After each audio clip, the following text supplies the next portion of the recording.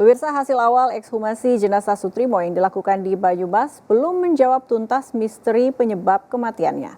Tim forensik tidak menemukan luka yang mengindikasikan kekerasan pada tubuh almarhum Sutrimo.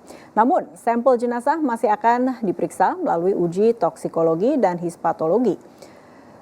Hasil pemeriksaan laboratorium ini dinilai menjadi kunci untuk memastikan apakah ada zat tertentu atau kelainan pada jaringan tubuh yang berkaitan dengan kematiannya. Sejauh mana hasil ekshumasi dapat mengarahkan penyidik dalam mengungkap kasus kematian Sutrimo. Untuk membahasnya, segera kami terhubung dengan mantan Kabar Reskrim Polri, Komjen Pol Purnawirawan Susno Duaji. Terima kasih Pak Susno atas waktunya. Terima kasih telah bergabung bersama Jawa Post TV. Ya, terima kasih Mbak. Selamat sore. Langsung saja, apakah atau seberapa signifikan temuan yang baru dilakukan dalam menentukan kematian Sutrimo ini merupakan tindak pidana atau bukan?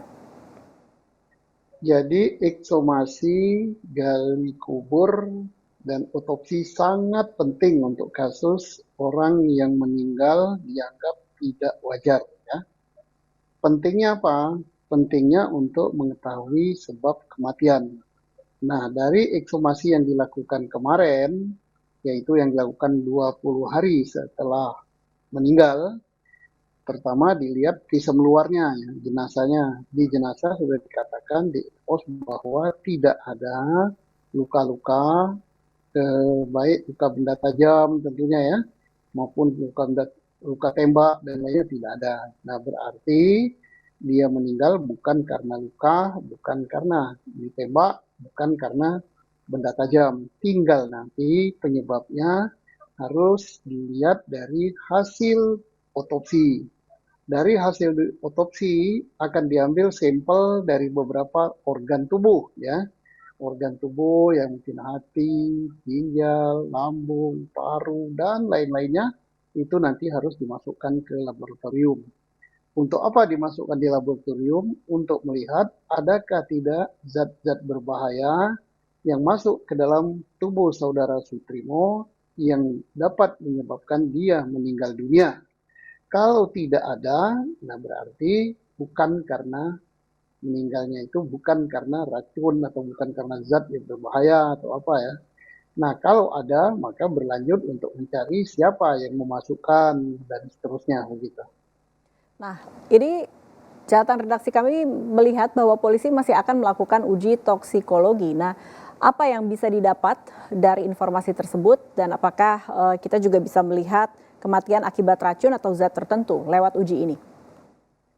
Bukan polisi yang melakukan, yaitu dari kedokteran kehakiman ya. Itu orang-orang yang punya ahli dari kedokteran forensik ya yang mengujinya. Nah, dari kedokteran forensik itu ada bermacam-macam ahli ya. Kemarin itu diumumkan bahwa tim yang terlibat dalam ekshumasi itu ahli ini, ahli ini, ahli itu. Salah satunya adalah ahli tentang toksikologi. Toksikologi itu ahli masalah racun gitu, untuk mengetahui ada tidak racun yang masuk dalam tubuh korban. Nah, polisi sendiri ini menyatakan hasil ekshumasi akan menjadi bagian dari scientific crime investigation. Apalagi yang harus dilakukan penyidik sambil menunggu hasil laboratorium agar kasus ini tidak berhenti hanya pada penyebab, tapi juga mengungkap secara holistik apa yang sebenarnya terjadi pada Sutrimo. Jelas hasil daripada kedokteran kehakiman ya yang dilakukan dalam proses ekshumasi ini, jelas itu alat bukti saintifik karena semuanya menyangkut alat-alat bukti ilmiah gitu kan. Misalkan diuji secara ilmiah, diuji secara sesuai dengan ilmu pengetahuan modern gitu ujinya. Nah, kalau seberapa penting ya sangat penting karena inilah yang untuk membuka tabir kematiannya. Nah, kemudian apa lagi yang harus dilakukan oleh polisi? Karena menunggu hasil ini cukup lama ya, tidak bisa selesai sehari dua hari, ya paling cepat mungkin 2 minggu dan bisa lebih dari 2 minggu. Nah, sementara 2 minggu itu keluar hasil daripada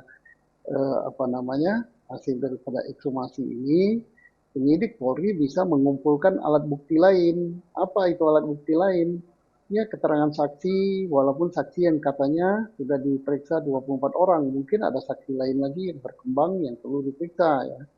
Setelah itu ada alat-alat bukti lain ya, CCTV, ya HP korban kan konon ceritanya belum ditemukan ya. Mungkin dari HP itu bisa dilacak juga komunikasi, WA dan sebagainya sebelum saudara Sutrimo meninggal itu apa yang dia lakukan akan terekam di HP itu. Jadi masih banyak lagi pekerjaan Polri selaku penyidik untuk mengungkap kematian saudara Sutrimo ini.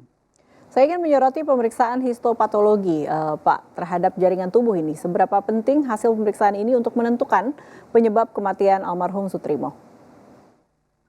Yang paling tahu tentang hal ini adalah dokter ya, dokter kehakiman. Polri tinggal menerima hasilnya. Dalam hasil itu nanti disebutkan bahwa dalam tubuh korban ditemukan A, B, C, D, E. Nah, karena A, B, C, D, E berada di dalam organ tubuh yang mana? Apa lambung, apa hati, apa paru, apa jantung, maka mengakibatkan apa? Sehingga karena demikian maka terganggu pernapasannya misalnya sehingga dia meninggal.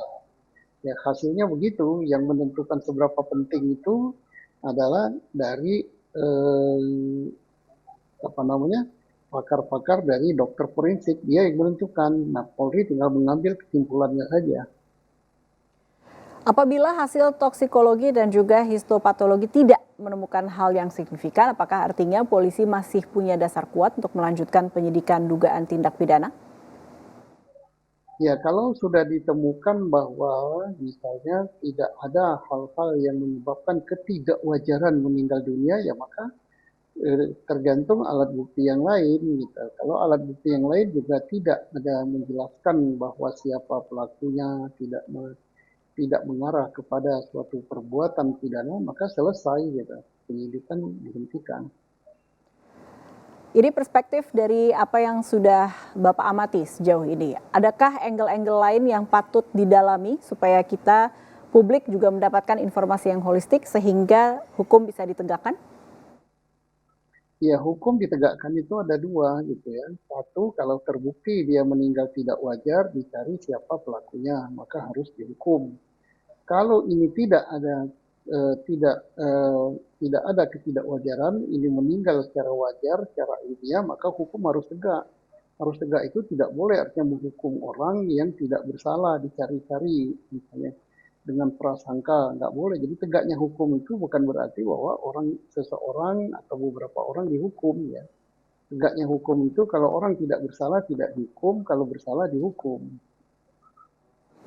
Baik, terima kasih perspektifnya mantan Kabareskrim Polri, Komjen Pol Purnawirawan Susno Duaji. Terima kasih dan sampai jumpa.